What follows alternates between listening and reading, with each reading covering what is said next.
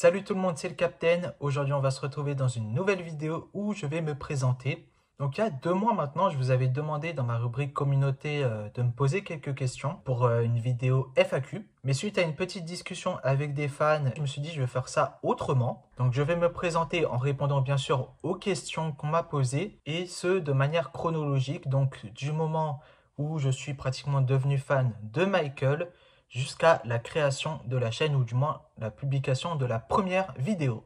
Donc pour commencer, je m'appelle Captain, j'ai 23 ans et pour répondre à la première question qu'on m'a posée de Levin Hillman, depuis quand es-tu fan de Michael Jackson?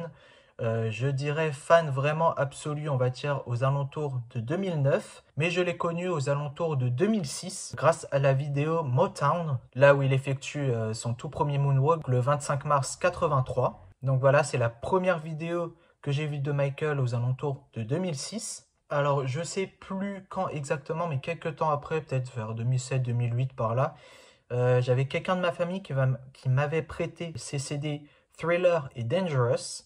Donc là-dessus, j'ai commencé à connaître Michael en écoutant les albums Thriller et Dangerous. D'ailleurs, petite dédicace à Princess Thriller pour l'album Thriller et dédicace à Spoonie pour Dangerous. Et quelques temps après, alors je ne me rappelle plus, peut-être en 2008, pour répondre à la première question de Kako, quel est ton premier collector? Il s'agit de celui-ci, Michael Jackson Number Ones en DVD. Alors ce n'est pas l'exemplaire que j'ai dans mes mains que j'avais à l'époque, du moins c'est pas le premier exemplaire que j'ai eu. L'exemplaire que je tiens dans mes mains vient du coffret Clip and Live, donc qui contenait Number Ones et le live à Bucarest. La différence entre la version qui était dans le coffret et la version qui était commercialisée séparément, c'est l'intérieur. Dans ce coffret, il n'y a aucun flyer qui est à l'intérieur, contrairement à celui qui était vendu à l'époque, dans laquelle on a ce petit flyer blanc et rouge. Donc voilà en fait la différence entre les deux versions. Et comme je viens de vous le dire, dans le coffret, il y avait également le DVD Live in Bucharest. Alors j'ai encore les 2 DVD, mais malheureusement je n'ai plus la boîte. Petite dédicace à Spoonie pour le DVD, puisque c'est le DVD du Dangerous Tour. Et aussi loin que je me rappelle, il s'agit du tout premier concert que j'ai vu de Michael. Donc je n'ai pas vu le Bad Tour avant. Donc ceci est le premier concert que j'ai vu de Michael, bien sûr en DVD, aussi loin que je me rappelle. Et puis en 2009, nous apprenons le décès de Michael. Alors honnêtement, je ne me rappelle pas de ma réaction quand j'ai appris sa mort. Mais la même année, en 2009, il y avait un coffret qui est sorti. Il s'agit tout simplement du coffret Michael Jackson The Collection. Donc en vrai, quand on me demande quel est mon premier collector, des fois je pense à ce collector. Mais non, j'ai eu le DVD Number Ones bien avant. Ce qui me fait dire ça, c'est tout simplement le titre Don't Stop Till You Get Enough. Pourquoi Don't Stop Till You Get Enough? Car tout simplement, dans le clip, il s'agit de la version single. Et je me rappelle avoir découvert la version album qui est plus longue après la version single qui est sur le DVD. Donc voilà, c'est grâce à ce coffret que j'ai découvert d'autres albums de Michael. Donc j'avais déjà découvert Thriller et Dangerous grâce à quelqu'un de ma famille qui m'avait prêté ces CD. Bad, je connaissais un petit peu car j'avais un ami qui avait le CD Special Edition. Et là-dessus, j'ai découvert les disques Off the Wall et Invincible que je ne connaissais pas. Enfin, à part Don't Stop Till You Get Enough et aussi Rock With You qui sont dans le DVD Number Ones ainsi que You Rock My World. Et donc, c'est grâce à ce coffret que j'ai pu découvrir l'album complet. D'ailleurs, tout comme le DVD Number Ones, cet exemplaire que je tiens dans mes mains n'est pas l'exemplaire que j'ai eu à l'époque. C'est même un exemplaire que j'ai acheté il n'y a pas très longtemps. Car tout simplement, j'ai perdu le coffret d'époque que j'avais eu en 2009. D'ailleurs, je parlerai de ça dans une vidéo Collecdot sur ce collector. Et puis les années passent et nous atterrissons en 2010. Je me souviens 2010 et 2011 également. C'est quoi? C'est l'année de cette émission à la recherche du nouveau Michael Jackson. Donc cette émission passait le mardi à 20h35 sur W9 et aussi rediffusée le lendemain, je crois, à 11h, donc le mercredi. Donc voilà, je me rappelle encore de cette émission qui était vraiment bien. Dommage qu'on ne puisse plus revoir en entier les émissions. Cette émission a été d'ailleurs rediffusée à la même période en 2011. Et je me souviens, je crois que j'ai re-regardé toute l'émission qui sont au nombre de 5. Il y avait 5 émissions, 4 émissions, je crois, 3 ou 4 émissions où on sélectionne les candidats. Donc il y avait, si je dis pas de bêtises, 60 candidats enfants et 60 candidats adultes, donc 120 candidats en tout. Et parmi tout ça, il y a un seul vainqueur adulte et un seul vainqueur enfant, qui, si je me souviens bien, alors pour le coup c'est en regardant des vidéos sur l'émission, ont participé à, je crois, ça s'appelait Génération Moonwalk, qui s'est fait en 2011. Une année plus tard, donc en 2012, je me souviens encore quand on en parlait sur TF1, c'était la sortie de Bad 25. Je m'en souviens, j'ai eu le CD, alors je sais plus si c'était au moment de sa sortie ou à Noël, je me rappelle plus du tout. D'ailleurs, jusqu'à aujourd'hui, je considère que Bad 25 est le meilleur coffret anniversaire depuis le décès de Michael. Pour ma part, c'est le meilleur coffret avec des inédits. Franchement, je trouvais ça génial. Et nous avons à l'époque aussi une grosse valise. Alors à l'époque, j'en avais jamais entendu parler, mais il y avait également une grosse valise. Et ça, franchement, c'est vraiment excellent. Je crois que jusqu'à aujourd'hui, en 2023, on n'a jamais eu de valise ou quelque chose de similaire pour un album anniversaire. Donc franchement, c'était vraiment cool. Et il y avait aussi le coffret Bad 25 noir, donc avec les bonus, l'album remasterisé. Et en plus de ça, on avait aussi le DVD à Wembley et l'audio du concert en CD. Donc vraiment, je trouve ça vraiment cool. Même le coffret, je ne sais pas si je le connaissais à l'époque de sa sortie. Mais voilà, je trouve ça vraiment cool. Et puis en 2014, nous avons eu Escape. J'étais vraiment très content à l'annonce de la sortie de ce CD. Puis aux alentours de 2015, c'est à ce moment-là que je crée le personnage de Marcel. Non, je ne l'ai pas créé au moment de la chaîne. Je l'ai bel et bien créé aux alentours de 2015. Je ne me rappelle plus exactement. Mais à l'époque, il ne s'appelait pas Marcel, mais Tonton Marcel. Alors à la base, du coup, Marcel, en fait, j'aimais bien en fait faire cette voix. Et je voulais trouver une occasion pour donner vie à Marcel. Et à l'époque, j'en avais pas encore trouvé. Et c'était au moment où j'ai créé ma chaîne, ou peut-être un peu plus tard, que je voulais donner vie à Marcel. Je voulais l'inclure d'ailleurs dans ma première vidéo, ça je m'en souviens.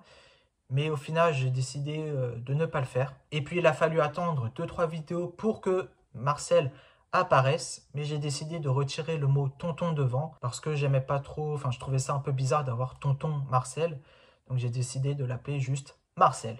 Et puis, les années passent et enfin, 2014-2015, j'ai arrêté d'écouter Michael. Alors, quelques temps avant, je pense que c'était vers 2010-2011, j'ai commencé à écouter du rap. J'ai arrêté d'écouter Michael, je pense que c'était vers 2015 vraiment.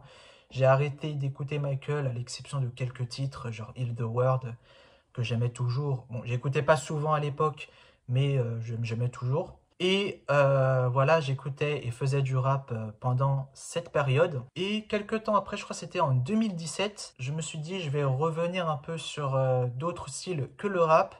Et c'est pas vraiment Michael à lequel j'ai pensé, c'était plutôt au funk. Et pour le coup, je vais répondre à une question de Le Vinylman.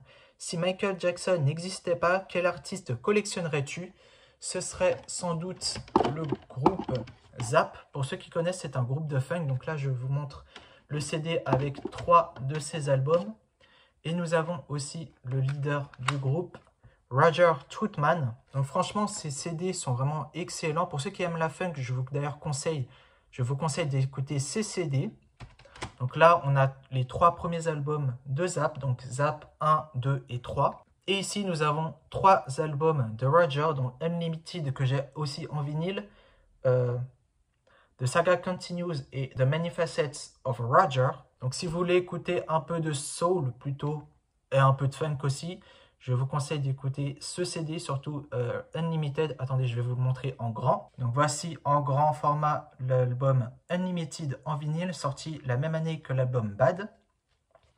Donc je vous montre rapidement hein, le CD et je vous mets aussi la référence pour ceux qui voudraient l'acheter de ce CD, de ce vinyle, pardon, même si c'est une chaîne principalement sur Michael. Donc voilà, c'est l'artiste que je collectionnerais certainement si Michael n'existait pas, car tout simplement, donc Roger Troutman, c'est pour moi en fait le Michael Jackson de la Talkbox. Alors je vous montre ce que c'est une top box, c'est ceci. Puis en 2018, début 2018, je fais la connaissance d'un ami, donc mon ami Jérémy, à qui je fais un petit coucou. Donc c'était en 2018, on s'est rencontrés au lycée. Donc, voilà, il m'a dit comme quoi voilà, il était fan de Michael. À ce moment-là, je lui disais oui, j'aime quelques morceaux comme Heal the World ou ces choses comme ça. Je pensais pas en fait que j'allais revenir en fait sur Michael Jackson à ce moment-là. Mais au final, en fait, grâce à lui, je suis redevenu fan de Michael. J'ai découvert le titre Mind in the Magic grâce à lui. D'ailleurs, je kiffe ce morceau, vraiment, il est excellent. Et du coup, je suis redevenu fan de Michael. Et je pense qu'en fait, sans cette rencontre, je ne serais certainement pas là en train de faire des vidéos comme ça. La collection que vous voyez derrière, je ne l'aurais pas. Donc voilà, on écoutait du Michael, même si les autres se moquaient de nous, ça nous était égal. On écoutait quand même du Michael, on continuait. Puis je crois que c'est en 2019 que je découvre Hector Barjot, donc le collectionneur que je pense tout le monde connaît aujourd'hui, grâce à une vidéo de Monsieur Vinyle. Donc j'avais regardé sa vidéo, sa collection, et voilà, je trouvais que c'était vraiment magnifique.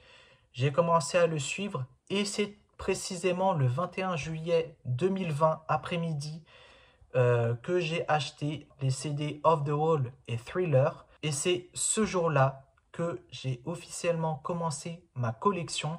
Et jusqu'en 2023, j'ai réussi à avoir une grande collection, une assez grande et que j'aime bien.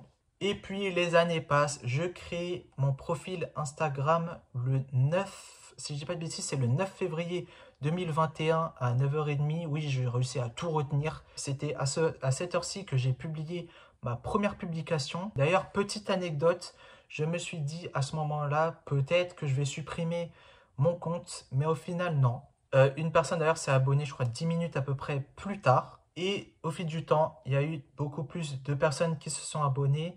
Alors, je tourne la vidéo. La dernière fois que j'ai regardé, j'étais à 1266 abonnés, si je dis pas de bêtises. Et puis, j'ai commencé à connaître beaucoup de personnes. Avant, j'étais quelqu'un qui ne parlait pas forcément aux gens. Et la première fois que je monte en live et que je parle réellement avec quelqu'un dans les lives, c'était avec d'ailleurs mon ami Malo, c'était le 22 novembre 2021. Oui, je me souviens encore de la date.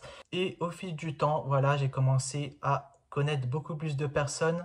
Le 30 décembre 2021, c'était le moment où j'ai intégré le groupe P2 World. Déjà à Pitou, déjà je lui fais un petit coucou aussi si elle regarde cette vidéo. Et je fais une petite pub pour son serveur. Franchement, allez dans ce serveur, il y a beaucoup d'amis qui sont très sympas. Et puis le temps passe, les collecteurs arrivent, tout ça.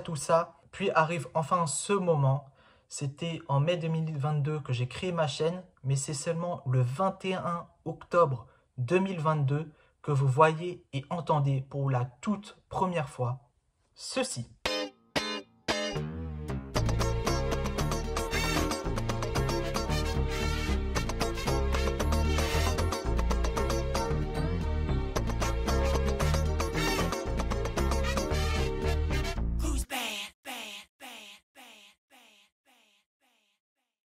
Minasan konnichiwa, Captain Michael des.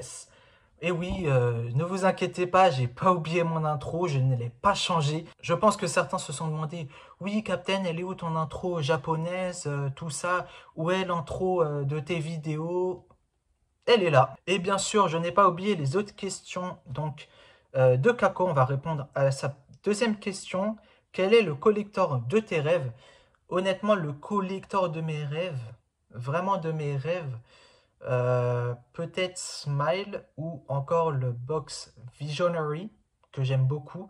Mais sinon, vraiment en tant que tel, là comme ça, je dirais, vu qu'actuellement je suis très sur les jeux Mega Drive, je dirais Moonwalker sur Mega Drive. Je pense que ce serait vraiment bien d'avoir ce collector. Donc voilà. Et puis je vais répondre aux questions de Levinilman. Donc comment es-tu devenu fan de Michael? Donc je l'ai déjà dit en début de vidéo. Chotomate Kudasai. Au final, pendant le montage, je me suis rendu compte que je n'ai pas répondu à ta question. Alors pour répondre, je suis devenu fan grâce au coffret Michael Jackson The Collection que j'ai montré en début de vidéo et en écoutant les musiques, donc les albums qui sont à l'intérieur. Voilà, donc maintenant je vous laisse avec la suite des questions. Quel est ton album préféré? En vrai, album préféré, pendant un long moment, c'était l'album Bad. Mais actuellement, je n'ai pas vraiment d'album préféré. J'aime tous les albums de Michael et si vraiment je devais en choisir un, je sais pas. Ensuite, où achètes-tu le plus souvent tes collectors? Alors, les maxi 45 tours et les vinyles 33 tours viennent tous de chez des disquaires ou quelques-uns de Amazon pour c'est les rééditions. Alors, c'est la même chose pour les 45 tours à l'exception d'un seul que j'ai acheté à un particulier. Et justement, les CD viennent pour certains d'Amazon, pour d'autres, ça vient que j'ai acheté à des particuliers et d'autres que j'ai acheté à la Fnac pour les rééditions ou bien à des disquaires, tout simplement. Et pour finir, quelle est ta chanteuse préférée? Alors, c'est assez intéressant, je suis pas trop artiste féminin. Alors, pas que j'aime pas, mais c'est juste que j'en écoute pas souvent. J'aime bien Diana Ross, j'aime bien Whitney Houston, Tina Turner, j'aime bien aussi ABBA. Franchement, excellent groupe. Mais comme ça, vraiment préféré, vu que j'en écoute pas souvent, j'ai pas vraiment d'artiste féminin préféré, donc voilà. Bon bah c'est la fin de cette vidéo, j'espère en tout cas qu'elle vous a plu. N'hésitez pas en tout cas à partager comme d'habitude, à liker, à mettre un petit commentaire sous la vidéo. Chose que je n'ai jamais dite en vidéo, n'hésitez pas à me suivre sur Instagram, le lien de ma page est dans la description. Et puis moi je vous dis à bientôt pour une prochaine vidéo. Salut!